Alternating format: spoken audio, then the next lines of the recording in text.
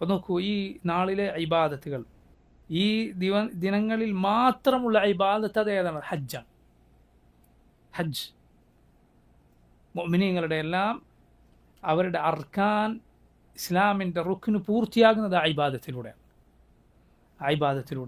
ഹജ്ജ് എന്ന ഇബാദത്ത്, അതിലൂടെയാണ് ഒരാളുടെ ഇസ്ലാമിൻ്റെ അർക്കാൻ പൂർത്തിയാകുന്നത്. ഇബ്രാഹിം അലൈഹിസ്സലാം വിളിച്ച വിളി, വഅദ്ദിം ഫിന്നാസി ബിൽ ഹജ്ജ് യഅതൂക റിജാലൻ വഅലാ കുല്ലി ളാമിറിൻ യഅതീന മിൻ കുല്ലി ഫജ്ജിൻ അമീഖ്. ഇബ്രാഹിം ജനങ്ങൾക്കിടയിൽ ഹജ്ജ് വിളംബരം ചെയ്യുക. വഅദ്ദിം ഫിന്നാസി ബിൽ ഹജ്ജ് യഅതൂക റിജാലൻ, നടന്നുകൊണ്ട് അവർ വരും. വഅലാ കുല്ലി ളാമിറിൻ, മെലിഞ്ഞൊട്ടിയ ഒട്ടകപ്പുറത്തായി വരും. മെലിഞ്ഞ ഒട്ടകം എന്ന് പറഞ്ഞാൽ ശേഷിയില്ലാത്ത ഒട്ടകം എന്നല്ല അവിടെ ഉദ്ദേശം, മറിച്ച് നന്നായി പോകാൻ സാധിക്കുന്ന അതിനൊത്ത മെലിഞ്ഞ ഒട്ടകം എന്നാണ്. അലാ കുല്ലി ളാമിറിൻ യഅതീന മിൻ കുല്ലി ഫജ്ജിൻ അമീഖ്, എല്ലാ വിദൂരമായ ദേശങ്ങളിൽ നിന്നും ഉത്തരം നൽകി വരും. ഇബ്രാഹിം അലൈഹിസ്സലാം വിളിച്ചത്, അള്ളാഹുവിൻ്റെ കൽപ്പന പ്രകാരം വിളിച്ചത് ആരോരുമില്ലാത്ത മരുഭൂമിയിലാണ്.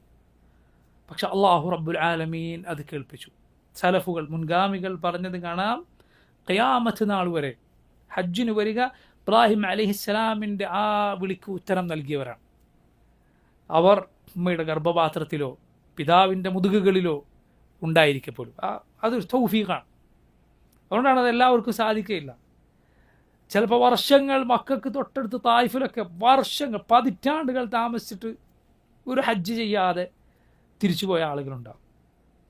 എന്നിട്ട് നാട്ടിൽ ചെന്നിട്ട് പിന്നെ വലിയ പ്രയാസങ്ങൾ സഹിച്ച് മാത്രം ഇങ്ങോട്ടേക്ക് വരാൻ പറ്റുന്ന, സാധിക്കാത്ത ആളുകൾ, വലിയ പണക്കാരുണ്ട്, എത്രയോ വലിയ വലിയ പണക്കാരുണ്ട്, മനസ്സിലായില്ലേ? അവന് എല്ലാ വർഷവും ഹജ്ജിന് വരാനും യാതൊരു ബുദ്ധിമുട്ടുണ്ടാവില്ല.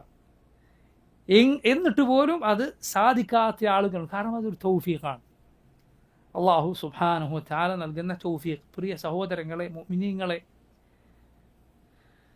സല്ലല്ലാഹു അലൈഹി വസല്ലം ഹദീസുകളിൽ, അതിൻ്റെ പാഠങ്ങളിൽ നമുക്കൊരു സന്തോഷ വാർത്തയുണ്ട്. എന്താണ്?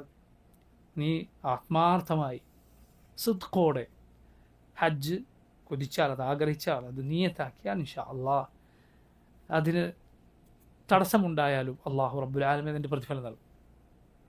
എന്തു വേണം? അത് സിദ്ഖോടെ ആത്മാർത്ഥമായി അത് ചെയ്യാൻ ആഗ്രഹിക്കണം. അള്ളാഹു നമുക്ക് മഖ്ബൂലായ, അവൻ സ്വീകരിക്കുന്ന മബ്രൂറായ ഹജ്ജ് നിർവഹിക്കാൻ തൗഫീഖ് നൽകുമാറാകട്ടെ. അതിൻ്റെ പ്രതിഫലം സ്വർഗമാണ്, വേറൊന്നുമല്ല. അൽ ഹജ്ജുൽ മബ്രൂർ ലൈസ ലഹു ജസാഉൻ ഇല്ലൽ ജന്ന. റസൂലുള്ളാഹി സ്വല്ലല്ലാഹു അലൈഹി വസല്ലം പറഞ്ഞു, പുണ്യം നിറഞ്ഞ ഹജ്ജിന് സ്വർഗമല്ലാതെ പ്രതിഫലമില്ല. മൻ ഹജ്ജ വലം യർഫുസ് വലം യഫ്സുഖ് റജഅ കയൗമി വലദത്ഹു ഉമ്മുഹു.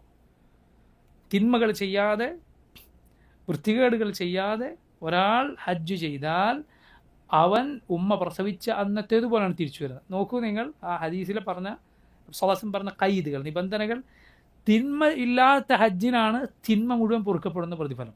ശ്രദ്ധിക്കുക, തിന്മ ഇല്ലാത്ത ഹജ്ജിനാണ് തിന്മ മുഴുവൻ പൊറുക്കപ്പെടുന്ന പ്രതിഫലം. ഹജ്ജ് നല്ല ഹജ്ജാണ് എന്നതിൻ്റെ അടയാളമാണ്. ഹജ്ജിന് പോകുന്ന ആളുകൾ വളരെ ശ്രദ്ധിക്കേണ്ട, തിരിച്ചു വന്നാലും ശ്രദ്ധിക്കേണ്ട കാര്യമാണ്. പണ്ഡിതന്മാർ പറഞ്ഞു, ഹജ്ജ് മബ്രൂറാണോ? രണ്ടടയാളമുണ്ട്. ഒന്ന് ഹജ്ജിലാണ്, ഒന്ന് ഹജ്ജിന് ശേഷമാണ്. ഹജ്ജിലെ അടയാളം എന്താണ്? നബി സല്ലല്ലാഹു അലൈഹി വസല്ലമയുടെ മാതൃക പിൻപറ്റിക്കൊണ്ടാവുക ഹജ്ജ്. ഹജ്ജിന് ശേഷമുള്ള അടയാളം എന്താണ്? ഹജ്ജിന് ശേഷമുള്ള ജീവിതം ഹജ്ജിന് മുമ്പുള്ള ജീവിതത്തെക്കാൾ നന്നാവുക. ആൾക്ക് നന്മയുണ്ടോ ആ നന്മകൾ വർദ്ധിപ്പിക്കുക, തിന്മയുണ്ടോ ആ തിന്മകളിൽ നിന്ന് മാറി നിൽക്കുക. ഹജ്ജിന് ശേഷമുള്ള ജീവിതം ഹജ്ജിന് മുമ്പുള്ള ജീവിതത്തെക്കാൾ നന്നാവുക എന്നത് ചെയ്ത ഹജ്ജ് മബ്രൂറായ ഹജ്ജായിരുന്നു എന്നതിൻ്റെ അടയാളമാണ് എന്നാണ്. ഹാജിമാർ വളരെ വളരെ വളരെ ശ്രദ്ധിക്കേണ്ട കാര്യമാണിത്. അപ്പോൾ നോക്കൂ, ഈ ഹജ്ജ് അതിലേറ്റവും ഉയർന്നു നിൽക്കുന്ന കാര്യം എന്താണ്? തൗഹീദാണ്. നബി സല്ലല്ലാഹു അലൈഹി വസല്ലമയുടെ തൽബിയത്തിനെ കുറിച്ച് ജാബർ റളിയല്ലാഹു അൻഹു പറയുന്നത് കാണാം. നബി സല്ലല്ലാഹു അലൈഹി വസല്ലമയുടെ ഹജ്ജ് സുദീർഘമായ ഹദീസിലൂടെ നമുക്ക് പഠിപ്പിച്ച് തന്ന സഹാബിയാണ് ജാബിർ ബിൻ അബ്ദുല്ല. ജാബിർ റളിയല്ലാഹു അൻഹുവിൻ്റെ ഹദീസാണ് ആളുകൾ ഹജ്ജ് വിശദീകരിക്കാൻ പഠിപ്പിക്കുക. നബി സല്ലല്ലാഹു അലൈഹി വസല്ലം ഹജ്ജ് മുഴുവൻ വിശദീകരിച്ച ഹദീസാണ് ഹദീസു ജാബിർ റളിയല്ലാഹു അൻഹുവിൻ്റെ ഹദീസ്. വിശാലമായ ഹദീസാണ്. അതിൽ കാണാം സല്ലല്ലാഹു അലൈഹി വസല്ലം ഹജ്ജിൻ്റെ തൽബിയത്ത് അഹല്ല ബിത്തൗഹീദ്, തൗഹീദ് കൊണ്ടാണ് റസൂലുള്ളാഹി സ്വല്ലല്ലാഹു അലൈഹി വസല്ലം ഹജ്ജ് അതിൻ്റെ ഇഹ്ലാൽ, അതിൻ്റെ പ്രഖ്യാപനം തൗഹീദ് കൊണ്ടാണ്. ലബ്ബൈക്ക് അല്ലാഹുമ്മ ലബ്ബൈക്ക് ലബ്ബൈക ലാ ശരീക ലക ലബ്ബൈക്ക്. അതുകൊണ്ട് ഹജ്ജിൽ തിന്മകൾ ചെയ്യരുത് എന്ന് പറഞ്ഞല്ലോ. ഹജ്ജിലെ ഏറ്റവും വലിയ തിന്മയാണ് ഷിർക്ക് എന്ന് പറയുന്നത്. അതുപോലെ ഹജ്ജ് നശിപ്പിച്ച് കളയുന്ന അല്ല, മുഴുവൻ നന്മകൾ നശിപ്പിച്ച് കളയുന്ന വേറെ ഒരു തിന്മയുമില്ല. ചില ആളുകൾ ഹജ്ജിന് പുറപ്പെടുന്നത് തന്നെ ഷിർക്ക് ചെയ്തിട്ടാണ്. ജാറങ്ങളിലൊക്കെ കറങ്ങിയിട്ടാണ് ഇവിടത്തേക്ക് പോകുന്നത്, ഹജ്ജിന് പോകുന്നത്. കുത്തുബിയത്ത് വീട്ടിൽ നടത്തിയിട്ടാണ് എന്തിനു പോകുന്നത്? ഹജ്ജിന് പോകുന്നത്. അവൻ്റെ ഹജ്ജ് ബാത്തിലാണ്, എല്ലാ അമലും ബാത്തിലാണ്. അള്ളാഹുവിൽ പങ്കുചേർത്തവൻ്റെ ഒരു അമലും അള്ളാഹു സ്വീകരിക്കുകയില്ല. എങ്ങനെയാണ് സഹോദരങ്ങളെ ലബ്ബൈക ലാ ശരീക ലക ലബ്ബൈക്ക് എന്ന് പറയുന്ന ഒരു മുസ്ലിമിന് അള്ളാഹു അല്ലാത്തവർ വിളിച്ചിടാൻ കഴിയുക? അള്ളാഹു നിനക്ക് യാതൊരു പങ്കാളിയുമില്ല, ഞാൻ നിൻ്റെ വിളിക്കുത്തരം നൽകി വന്നിരിക്കും എന്ന് പറഞ്ഞിട്ട് പിന്നെ എങ്ങനെയാണ് അവന് അള്ളാഹു അല്ലാത്തവർ വിളിക്കാൻ, മഹദി ഷേഖെ, ബദരീങ്ങളെ എന്ന് വിളിക്കാൻ അവന് സാധിക്കുന്നത്? അതുപോലെ പണ്ഡിതന്മാർ പറഞ്ഞത് കാണാം, അള്ളാഹുവിൻ്റെ വിളിക്കുത്തരം നൽകി ലബ്ബൈക്ക് അല്ലാഹുമ്മ ലബ്ബൈക്ക് എന്ന് പറഞ്ഞ് ഹജ്ജ് ചെയ്ത ഒരാൾക്ക് എങ്ങനെയാണ് തിരിച്ചു വന്നതിന് ശേഷം അള്ളാഹുവിലേക്കുള്ള വിളിയാളം അവൻ്റെ അടുത്തുള്ള മസ്ജിദുകളിൽ നിന്ന് കേൾക്കുകയാണ്, ഹയ്യ അല സലാഹ്, ഹയ്യ അലൽ ഫലാഹ്, ലബ്ബൈക്ക് അല്ലാഹുമ്മ ലബ്ബൈക്ക് എന്ന് ആവർത്തിച്ച് പറഞ്ഞ ഒരാൾക്ക് എങ്ങനെയാണ് പിന്നെ അതിന് ഉത്തരം നൽകാതിരിക്കാൻ കഴിയുക? ജമാഅത്ത് നിസ്കാരങ്ങൾ ഒഴിവാക്കാൻ സാധിക്കുക? കാരണം അവൻ അള്ളാഹുവിൻ്റെ വിളിക്കുത്തരം നൽകി ചെന്നവനാണ്.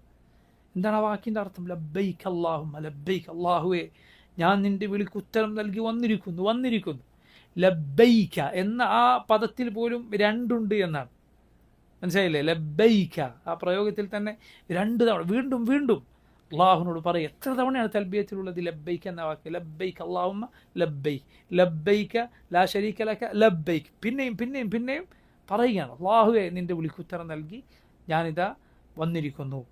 അതുകൊണ്ട് നോക്കൂ, ഹജ്ജ് ആണ് ഇതിൽ ഏറ്റവും ശ്രദ്ധേയമായ അമൽ. ഈ 10 ദിവസങ്ങളിലെ അമലുകളിൽ അള്ളാഹു സുബ്ഹാനഹു തആല ഹജ്ജിന് പുറപ്പെടുന്ന നമ്മുടെ സഹോദരങ്ങൾക്ക് മുഴുവൻ, എല്ലാ മുസ്ലിമീങ്ങൾക്കും അത് നിർഭയത്വത്തോടെ ചെയ്യാനും ആരോഗ്യത്തിലും അള്ളാഹുവിൻ്റെ പ്രതിഫലം പ്രതീക്ഷിച്ചുകൊണ്ടും നബി സല്ലല്ലാഹു അലൈഹി വസല്ലമയുടെ സുന്നത്ത് അനുസരിച്ചുകൊണ്ടും അത് ചെയ്യാൻ അള്ളാഹു തൗഫീഖ് ചെയ്യുമാറാകട്ടെ. അള്ളാഹു അവരിൽ നിന്ന് ഹജ്ജ് സ്വീകരിക്കുമാറാകട്ടെ. റബ്ബ് സുബ്ഹാനഹു തആല അവരെ സുരക്ഷിതരായി വന്നതിനേക്കാളും നല്ല അവസ്ഥയിൽ അവരുടെ വീടുകളിൽ തിരിച്ചെത്തിക്കുമാറാകട്ടെ. അള്ളാഹു നമുക്കേവർക്കും മബ്രൂറായ മഖ്ബൂലായ ഹജ്ജ് നിർവഹിക്കാൻ തൗഫീഖ് ചെയ്യുമാറാകട്ടെ.